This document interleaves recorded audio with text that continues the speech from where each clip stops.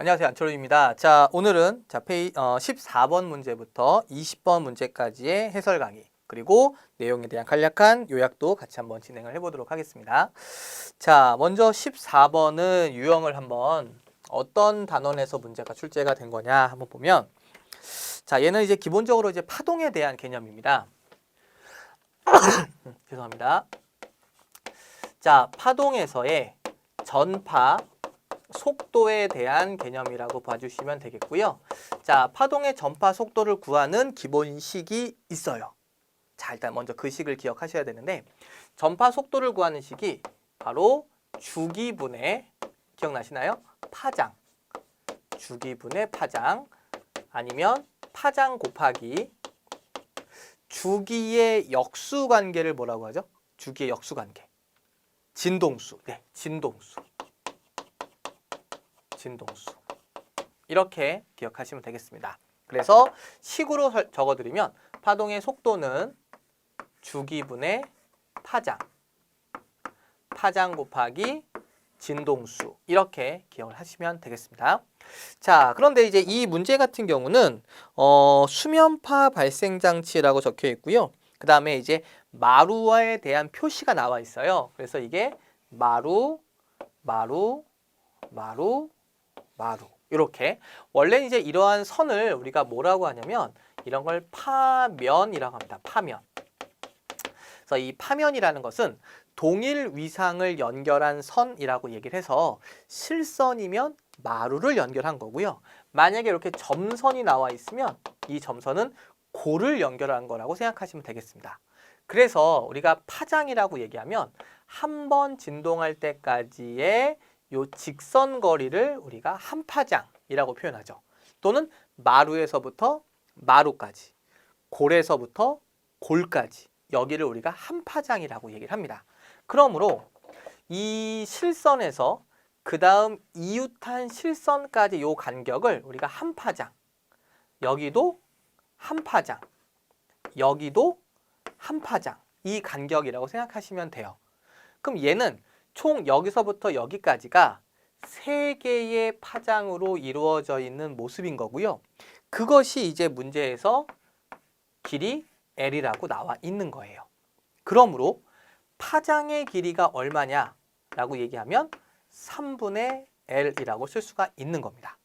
그래서 문제에서 뭘 원했냐? 파동의 속력은, 파동에서는요, 보통 우리가 이제 이 역학 파트에서는 속력, 시간분의 거리, 속도, 시간분의 변위, 이렇게 속력과 속도의 식을 다르게 가지만, 파동에서는 그냥 속력으로 물어보든 속도로 물어보든 그냥 주기분의 파장 또는 파장 곱하기 진동수, 그냥 이렇게 적어서 문제를 푸시면 돼요. 똑같습니다. 그냥 속력, 속도를 그냥 같이 묶어서 문제를 푸시면 돼요, 파동은.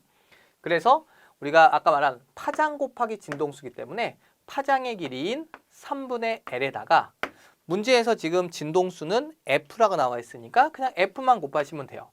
그게 파장 곱하기 진동수. 그쵸? 이게 바로 파동의 전파 속력 또는 전파 속도라고 얘기해 주시면 되겠습니다. 그래서 요거를 찾아보시면 정답이 3번으로 구할 수 있는 거죠. 되셨어요? 네. 그래서 우선은 요걸 가지고 파장의 길이를 나타내는 것까지가 일단 첫 번째 단계고, 그 다음에는 기본식을 알아야 되겠죠. 그리고 나서 간단히 대입을 해주시면 쉽게 구할 수 있는 문제 유형이 되겠습니다. 자, 이렇게 해서 14번을 한번 해봤고요. 자, 이제 그 다음 넘어가서 15번을 보겠습니다. 자, 15번을 보시면 요거는 이제 핵반응에 대한 얘기입니다. 핵반응. 핵반응해서 식이 지금 주어져 있는 거예요. 핵반응식. 이 핵반응식에서는 알아야 될 게 2가지입니다. 첫 번째는 전하량 보존 법칙, 그 다음에 두 번째는 질량수 보존의 법칙. 이렇게 2가지를 기억하시면 돼요. 적어드릴게요. 자, 질량수 보존, 두 번째는 전하량 보존. 자, 이렇게 기억하시고요. 자, 문제에 나와 있는 거 한번 볼게요. 문제에 나와 있는 거 보면은 사실 여기서 원소 기호는 그렇게 중요하지 않습니다. 원소 기호는 그렇게 중요하지 않는데요. 근데 필수로 알아야 되는 것들은 몇 가지 있어요. 자, 이렇게 있고 나트륨이죠. 사실은 마그네슘에 해당하는 값이 이렇게 적혀 있어요. Mg. 자, 그 다음에 이제 여기에 들어갈 걸 찾는 건데, 자, 질량수 보존. 질량수가 뭐냐면 여기 적혀 있는 요 숫자를 우리가 질량수라고 얘기를 합니다. 근데 이 질량수라는 건 이제 좀 더 정확히 말씀드리면 양성자 수와 중성자 수를 더한 걸 질량수라고 얘기하죠. 질량하고는 다릅니다. 질량하고는 다른 거고요. 질량수예요. 양성자 수와 중성자 수를 더한 걸 말해요. 그래서 이 질량수 보존이라는 건 뭐냐면 반응 전의 질량수와 24, 반응 후에 질량수의 값이 같다는 거예요. 반응 전의 질량수와 반응 후에 질량수가 보존된다. 같다 이런 뜻입니다. 그러므로 여기에 이미 24가 적혀 있기 때문에 얘랑 더해서 24가 나온다 이런 뜻이에요. 그러므로 여기에 들어갈 질량수는 얼마냐? 0이 되겠죠. 0. 더해서 24. 됐어요? 자, 그 다음 전하량 보존이라는 건 뭐냐? 전하량. 바로 이 양성자의 개수 또는 이 원자 번호라고 할 수 있는 바로 요 밑에 있는 것들이 사실은 전하량과 관련이 되어 있어요. 왜? 지금 우리가 적어 놓은 건 원자 핵이에요. 원자 핵은 기본적으로 플러스의 전하를 띱니다. 그 이유는 양성자가 플러스를 띠고 있기 때문이죠. 그래서 바로 이 양성자의 수가 곧 그 원자 핵의 전하량을 의미합니다. 그래서 이 밑에 있는 숫자를 가지고 우리가 전하량 보존이라고 얘기를 하게 되는데, 그냥 쉽게 말하면 이 밑에 있는 숫자도 방금 전에 본 것처럼 질량수랑 똑같이 계산이 들어가 주면 돼요. 그래서 반응 전의 숫자가 11로 나와 있으면 반응 후의 숫자도 11이 나와주면 되는데, 여기에 12가 적혀 있으니 여기는 숫자가 얼마가 들어가야 되느냐? 마이너스 1이 들어가야겠죠. 그래야 값이 11로 유지가 되니까. 오케이. 이게 마이너스 1이 들어가 주는 거예요. 자, 그랬을 때 바로 이러한 성질을 갖고 있는 것이 누구냐? 바로 전자죠. 전자. 아까 제가 필수로 좀 외워야 되는 몇 가지가 있다라고 얘기를 했었는데, 그게 바로 이제 이런 겁니다. 일단은 양성자 표기법. 양성자 표기법. 그 다음에 전자 표기법. 그 다음 중성자 표기법. 그 다음 헬륨 원자핵 표기법. 적어도 요 네 가지는 알고 있어야 됩니다. 필수예요, 이거는. 그래서 다시 불러드릴게요. 양성자, 요 숫자를 외우시면 돼요. 양성자, 전자, 중성자, 그리고 헬륨 원자핵. 요 정도는 외우고 계셔야 됩니다. 아셨죠? 그래서 아까 0하고 마이너스 1이었기 때문에 아, 얘가 전자구나 라는 걸 알게 되는 거죠. 자, 한 번 더 해보겠습니다. 자, 여기 밑에 나와 있는 걸 보시면은, 자, 숫자만 보시면 돼요. 226, 여기는 88. 자, 그 다음에 222, 그 다음에 86, 그 다음 여기 들어갈 이제 B를 집어넣어야 되는 거죠. 자, 똑같습니다. 질량 수 보존. 자, 여기 226이 적혀 있어요. 그러므로 여기와 여기에 있는 숫자를 더해서 226이 나오면 되니까 여기 들어갈 숫자는 4예요. 그 다음 여기 88이 있죠. 여기 86이 있습니다. 더해서 88이 나와야 되니까 여기 들어갈 숫자는 2예요. 그러면 4하고 2가 들어가 있는 거 여기 나와 있죠. 그렇죠. 헬륨 원자핵을 말해주게 되는 겁니다. 됐죠? 이렇게 찾으셔야 돼요. 자, 그러면 이제 보기를 한번 보겠습니다.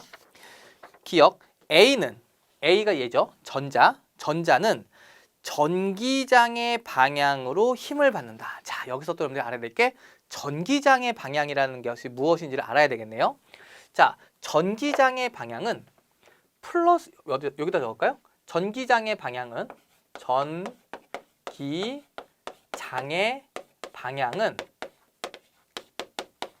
플러스에서 마이너스 방향이 전기장의 방향이에요.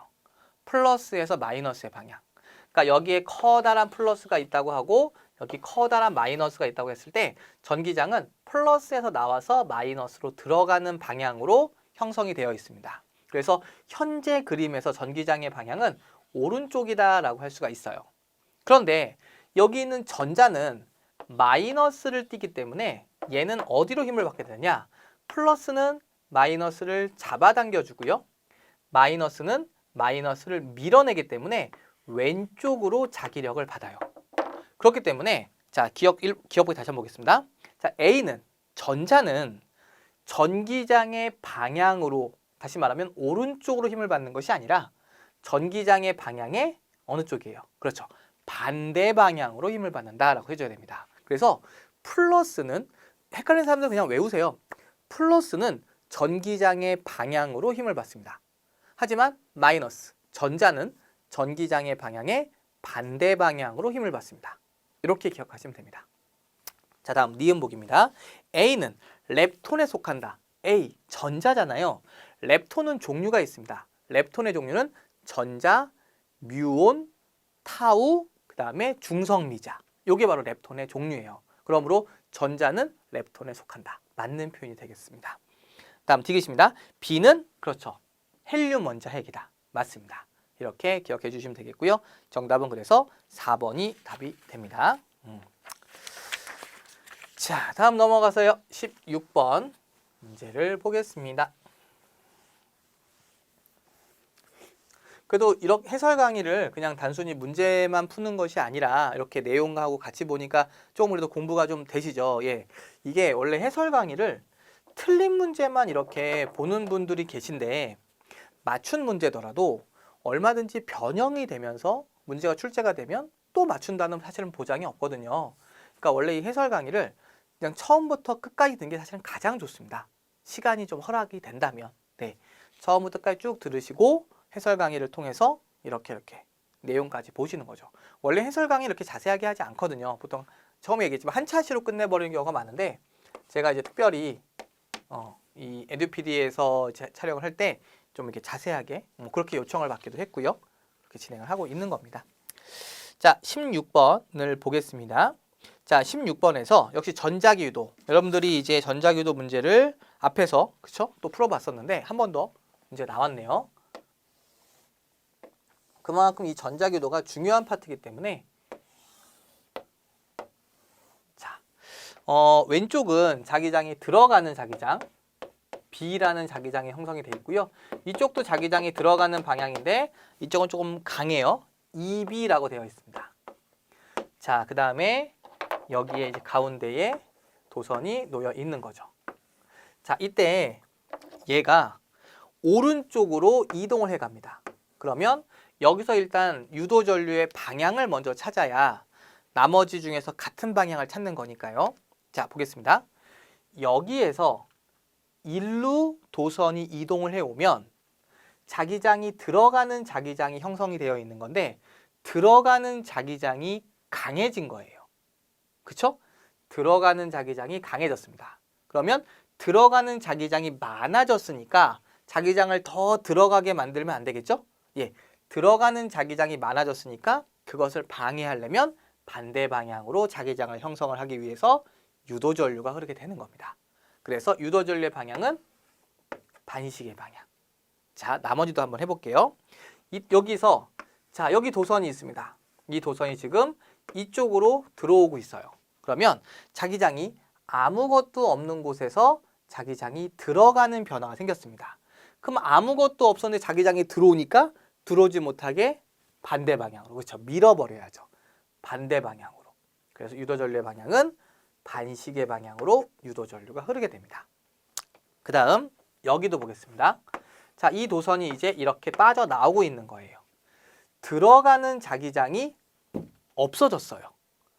들어오는 자기장이 없어지지 않도록 해야 됩니다. 그러므로 들어가는 자기장이 사라지지 않도록 내가 집어넣어주면 유도 전류의 방향은 시계 방향으로 유도 전류가 흐르게 되는 거죠. 자, 이쪽도 마찬가지입니다. 여기에 사각형 도선이 있는데 얘가 지금 이 방향으로 하고 있는 거예요. 자기장이 아무것도 없어요. 그런데 들어가는 자기장이 돼버렸습니다. 들어가지 못하도록 나오는 방향으로 감아지게 되면 여기서도 반시계 방향이 돼버리는 거죠. 그래서 정답은 기억 디귿 2번이 정답이 됩니다.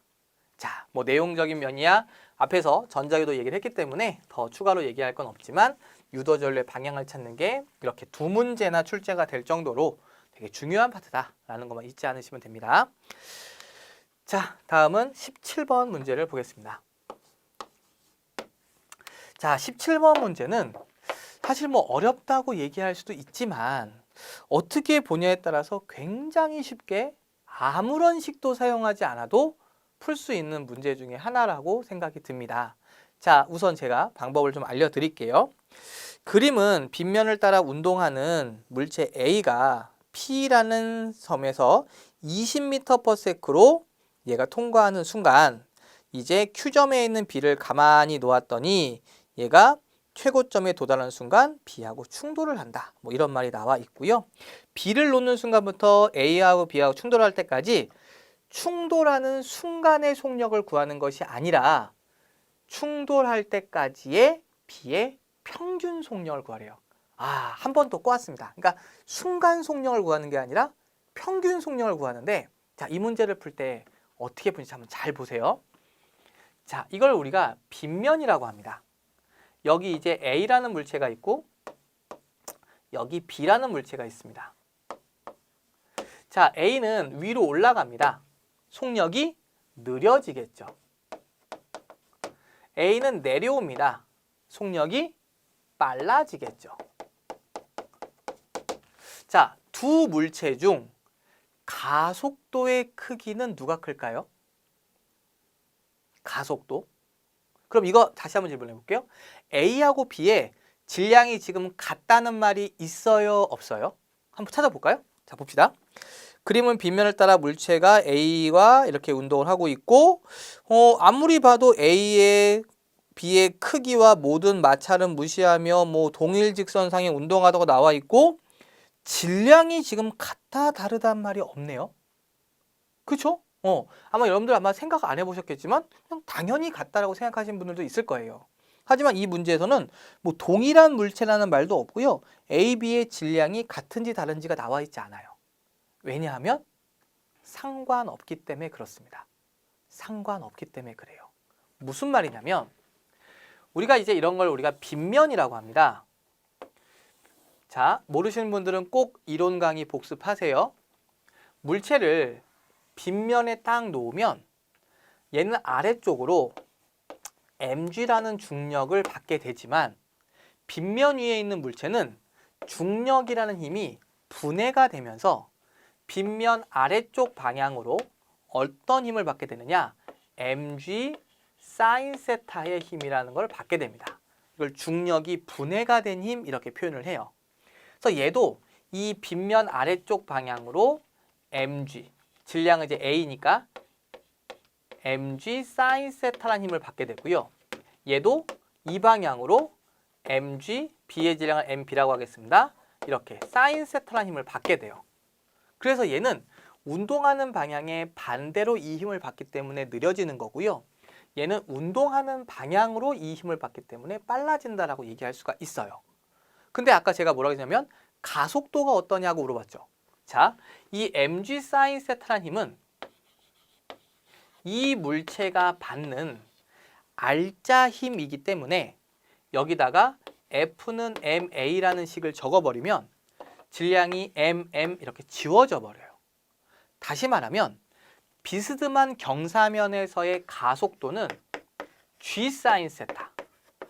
다시 말하면 g, 중력 가속도, 공통이잖아요. sin 세타, 경사각을 말해주는 겁니다. 경사각에 의해서 결정이 나요. 그러므로 A하고 B는 동일한 경사면에서 운동을 할 때 질량에 관계없이 g sin 세타, 중력 가속도와 sin 세타의 값이 공통이기 때문에 A의 가속도의 크기와 B의 가속도의 크기는 같다라고 얘기할 수가 있어요. 속도가 똑같이 변해요. 속도가 똑같이 변해요. 똑같이 빨라지고 똑같이 느려지는 것도 똑같이 변하는 거지만 한 놈이 느려진 만큼 한 놈이 빨라지는 값이 똑같은 것도 가속도가 같은 거죠. 똑같이 변하는 거니까요. 그러면 어떻게 풀 수 있느냐? A가 최고점에 도달을 했대요. 최고점은 속력이 얼마냐면 0이에요. 그러므로 문제에서 A가 20m/s였다라는 조건이 나와 있기 때문에 A는 20m/s였던 놈이 속력이 0이 됐으니까 속력이 얼마만큼 줄어든 거죠? 20m/s만큼 줄어든 거죠. 됐나요? 그러면 B도 마찬가지입니다. B는 빨라질 거예요. 빨라지는데 가속도의 값이 같다고요. 속도가 똑같이 변한다고요. 그래서 A의 속도가 20만큼 느려졌으면 B의 속도는 얼마만큼 빨라진다고요? 그렇죠. 20만큼 빨라진다고요. 속도가 똑같이 변한다고요. A의 속도가 20만큼 느려지면 B의 속도는 20만큼 빨라진다고요. 속도가 똑같이 변한다고요. 왜? 가속도의 값이 같으니까. 왜 같다고요? 바로 이 식에 의해서 같다고요. 됐나요? 이건 내가 여러분들한테 증명 과정을 보여준 거나 다름없고요. 여러분들은 이렇게만 기억하시면 됩니다. 동일한 경사면에서는 이런 상황입니다. 외부에서 막 이렇게 힘을 주면 안 되고요. 그냥 오로지 그냥 중력만 받는 이런 상황에서예요. 이런 상황에서는 질량에 관계없이 같은 가속도로 운동을 한다. 둘의 속도가 똑같이 빨라질 수도 있고 똑같이 느려질 수도 있는 거고요. 지금처럼 A 속도가 느려진 만큼 B의 속도는 빨라질 수 있다라고 생각하시면 됩니다. 그래서 B는 처음 속도가 정지, 나중 속도는 20만큼 변했기 때문에 20m/s가 되었다. 이렇게 생각하시면 되겠습니다. 그래서 B는 충돌하는 순간 속력이 20m/s예요. 그래서 이걸 갖고 답을 4번을 쓰신 분들도 계세요. 근데 되게 아쉬운 거죠. 거의 다 풀긴 했는데 마지막 순간에 문제를 잘못 읽으신 거니까. 20m/s는 충돌하는 순간 속력이에요. 그죠? 근데 문제에서 원하는 건 순간 속력이 아니라 평균 속력입니다. 그래서 처음 속력 0, 나중 속력 20이기 때문에 처음과 나중을 더해서 2로 나눠야 이게 바로 등가속도 운동에서의 평균 속력이거든요. 그래서 평균 속력 얼마냐? 10입니다. 10. 그러니까 여기는 두 개의 큰 산을 넘어야 돼요. 첫 번째 산은 가속도가 같다라는 걸 알고 있을 수 있는가. 그게 첫 번째고요. 두 번째는 A 속도가 느려짐. 그렇기 때문에 A 속도가 느려진 만큼 B의 속도가 빨라진다는 것을 기억하시면 됩니다. 속도가 똑같이 변하니까. 그래서 A 속도가 20만큼 느려졌기 때문에 B의 속도는 20만큼 빨라지게 된다. 그리고 마지막으로 문제에서는 순간 속력을 물어본 것이 아니라 등가속도 운동에서의 평균 속력을 물어본 거기 때문에 처음 속력과 나중 속력을 더해서 2로 나눈 값, 그것이 바로 정답이 되겠습니다. 정답은 2번이 정답이 되는 거죠.